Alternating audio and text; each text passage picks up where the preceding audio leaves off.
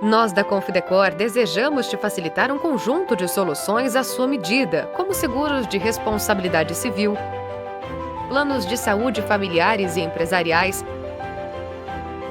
seguros de vida e seguro automóvel, previdência privada e consórcios.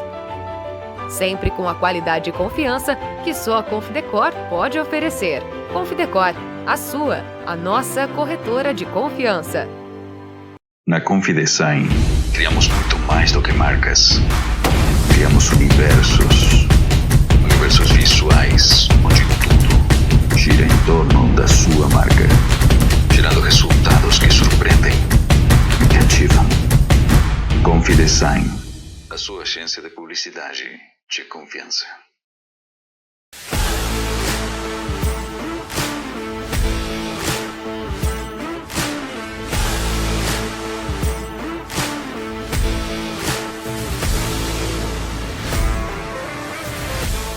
Olá pessoal, estamos de volta aqui no Congresso 2026, aqui no podcast, o podcast dos médicos, o Confcast. E agora estamos com um baiano, o Dr. Naor Rios, que atende na Bahia. Olha, é uma região maravilhosa, público alegre. Já esteve lá? Ah, já estive. Eu sou fã da região ali do Morro de São Paulo. Ah, que Quando legal. você falou que você atende paciente ali, eu falei, meu Deus do céu, eu queria ser o seu paciente ali. É maravilhoso, aquilo é o paraíso, né? Hoje nós estamos na região de Salvador, Morro de São Paulo, Valença e Santo Antônio de Jesus, né? Interessante. Abrangendo essas 3 cidades aí. Você atende na ilha também? Não, na ilha não. É na Valença, na no... cidade mais próxima. Sim, entendi, interessante. E o doutor, a gente vai falar um pouquinho sobre hormonologia, né? Reposição hormonal, emagrecimento, são temas super relevantes aqui no Congresso.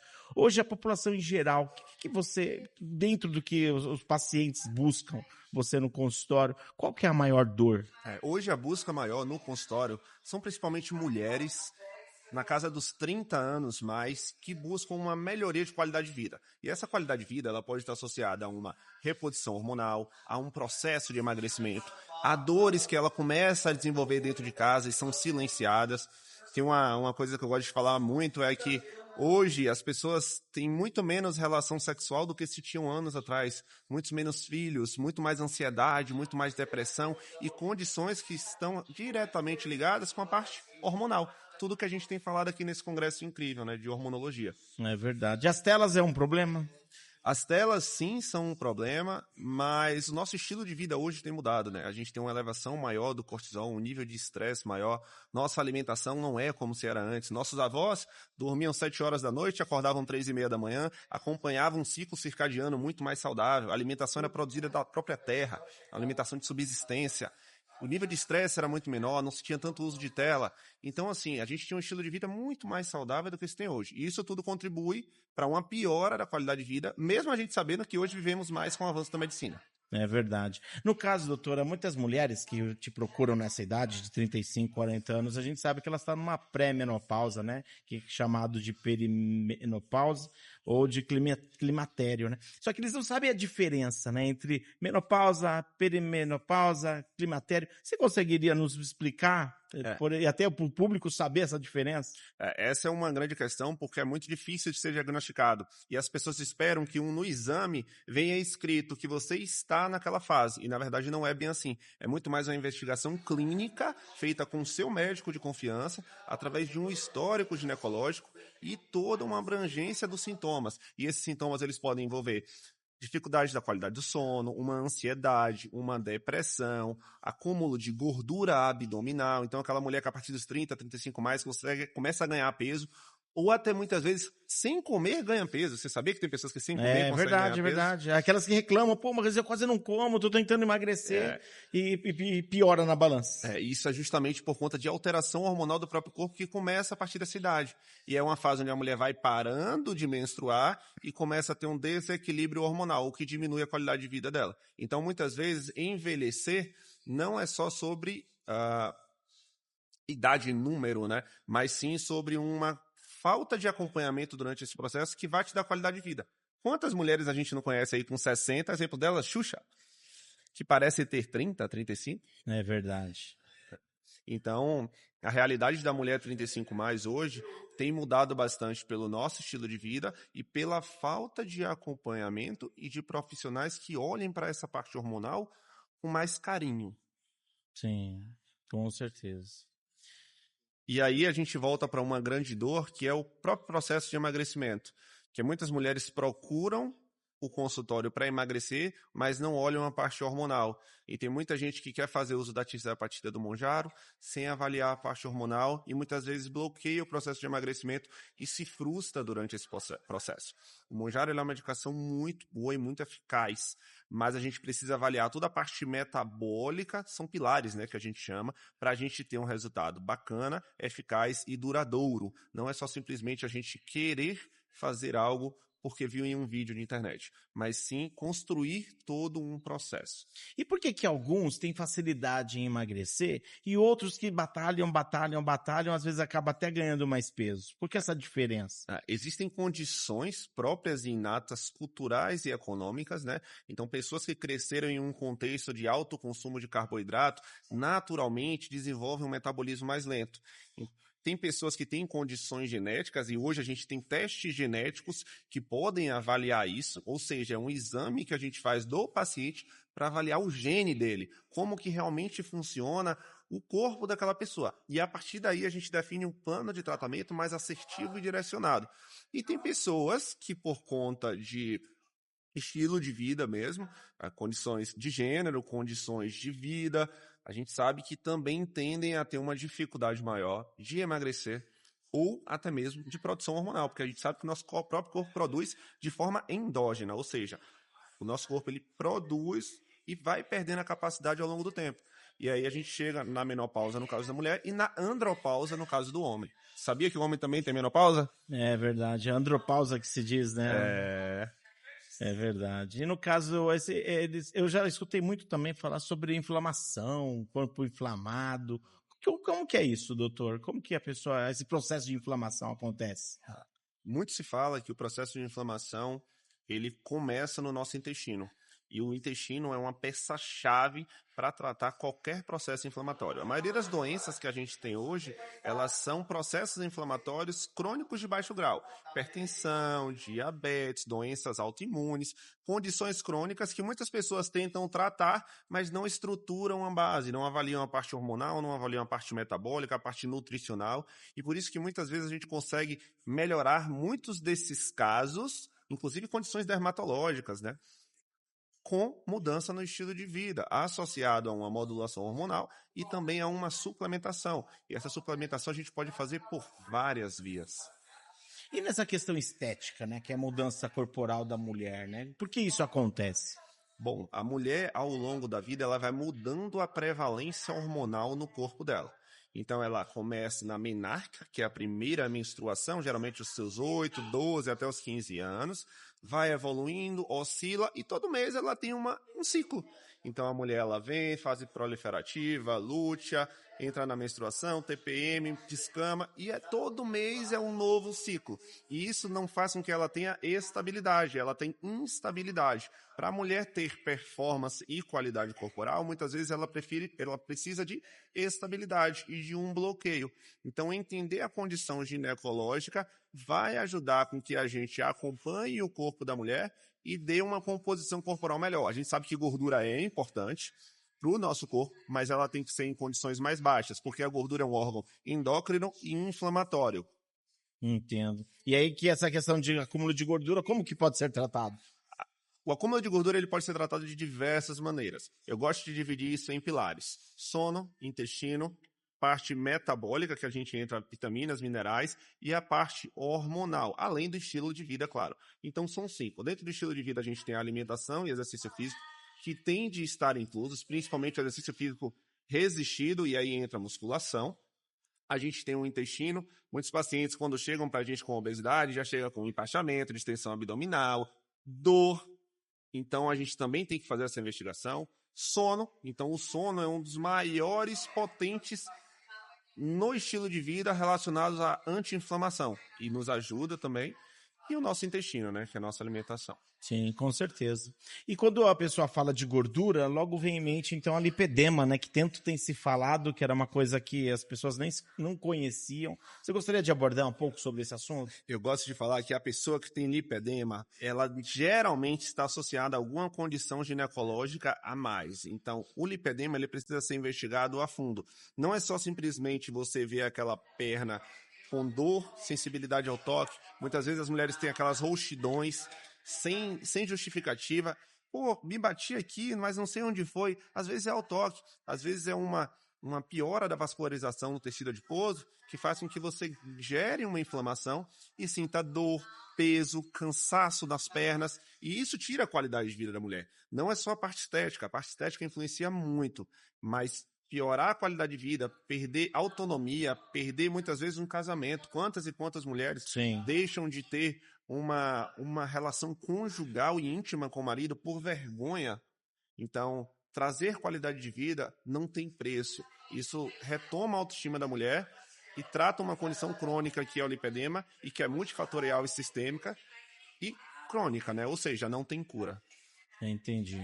E é importante dar as opções, né? Então, a lipedema, por exemplo, se chega um paciente com esse problema no seu consultório, qual que seria o protocolo ali? O que seria necessário para tratar do problema? Bom, para a gente tratar lipedema, a gente vai muito na linha do sobrepeso e da obesidade. A gente tem os pilares, mas principalmente a parte hormonal. É muito difícil a gente tratar lipedema sem tratar a parte hormonal. E escolher a melhor via, a via mais indicada para o seu caso, olhando as contraindicações e a realidade de cada paciente, é essencial.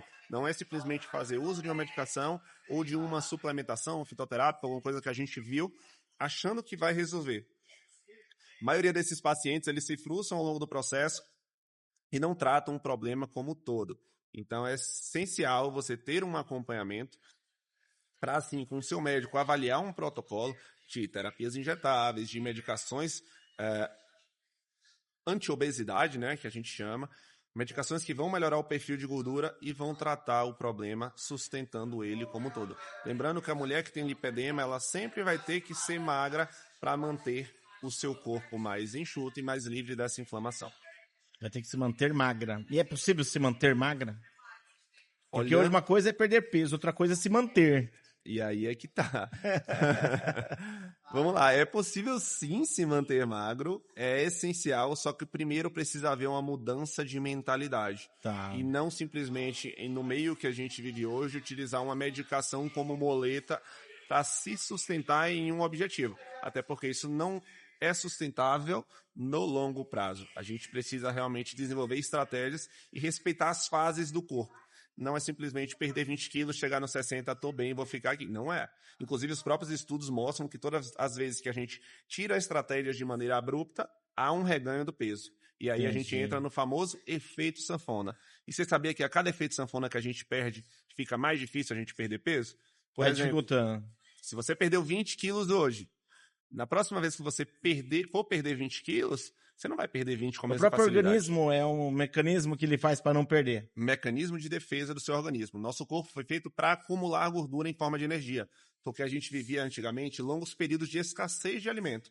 Então a gente comia muito para acumular e ir gastando ao longo do tempo. Então antigamente a gente comia muito alimento natural, carnes gordurosas e fazia jejuns prolongados. E isso era muito saudável, nosso corpo é adaptado para isso. E hoje a gente foi ensinado que se deve comer de 2 em 2, 3 em 3 horas. Que loucura, né? Caiu por terra isso. Caiu né? por terra, não existe. O que a gente precisa é realmente de uma estratégia nutricional bem adaptada para a nossa realidade, com consumos de gorduras, carboidratos e proteínas essenciais para cada organismo, né? Isso a gente avalia baseado na composição corporal e no objetivo de cada um. Até a questão de tomar café da manhã, né? Às vezes a gente não precisa tomar café da manhã, né? Perfeito. Isso daí foi questão criada pelo homem aí para vender seus produtos. Exatamente, criada pela indústria dos alimentos. E a indústria alimentícia retroalimenta a indústria farmacêutica, e aí vira uma bola de neve. Pois é. Há 10 anos atrás a gente achava que não ia ter comida no mundo para todo mundo. Hoje Imagina. a gente vê que sobra. Vai sobrar, Você né? sabe quantas pessoas têm obesa no Brasil hoje? Quantos? 31 a 33%. Cara, Com é muita sobrepeso, coisa, mais né? 37%. Então a gente tem mais ou menos 68% do país. 2 a cada 3 pessoas estão acima do peso.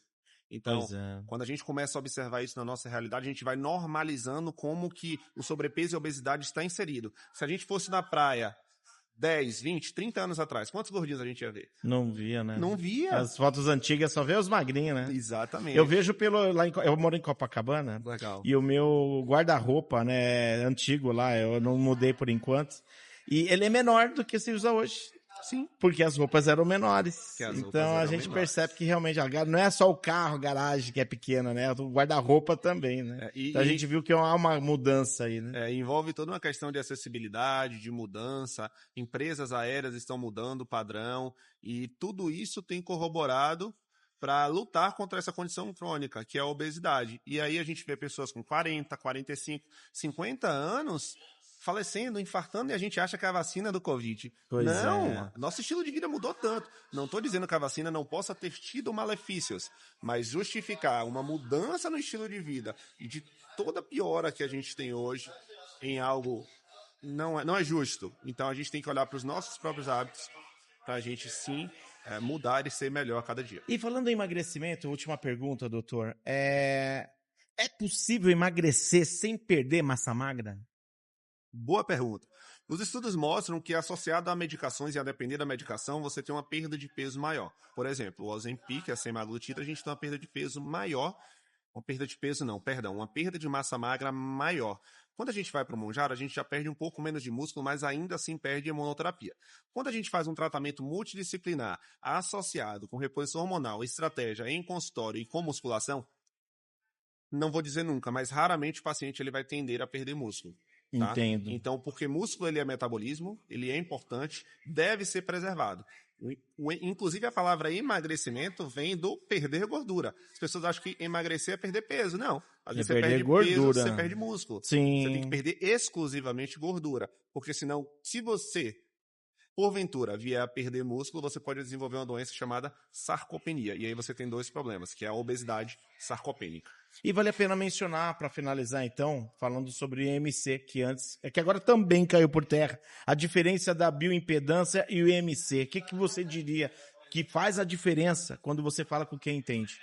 Antigamente a gente usava o IMC, né, onde a gente avaliava uma proporção da altura sobre o peso. Hoje a gente sabe que medidas como circunferência abdominal para avaliar gordura visceral é muito importante, relação peso-altura, relação composição corporal, que é o quanto de gordura você tem no seu corpo, que geralmente a gente avalia através da bioimpedância, que é um exame incrível para avaliar se o paciente ele realmente está emagrecendo com qualidade. Então a bioimpedância ela vai mostrar fração de líquidos, gordura e massa muscular aproximados. Tem uma boa taxa de confiabilidade e nos dá suporte no tratamento dessas doenças crônicas. Olha, doutor, realmente os pacientes lá da Bahia estão muito bem assessorados ali na região que você atua, porque o conteúdo, a bagagem que você tem é fantástica. Quero te parabenizar. Muito obrigado. Né, que poderia estar lá curtindo o Morro de São Paulo, uma prainha maravilhosa, mas está aqui, né? Fez uma viagem, fez um investimento que não é fácil, né? Não é tão barato assim, para buscar conhecimento e levar o que é de melhor, né, para os seus pacientes da Bahia. Transformar vidas é o que nos move. E como uma pessoa e um próprio paciente que também já perdeu peso, eu sei que melhorar o estilo de vida, mudar a composição corporal, vai te trazer uma realidade que muitas vezes você nunca teve ou se teve, nem lembra mais. É verdade. Muito obrigado, doutor, pela confiança. Obrigado, e assim finalizamos mais uma entrevista aqui no podcast dos médicos no Congresso de Hormonologia 2026.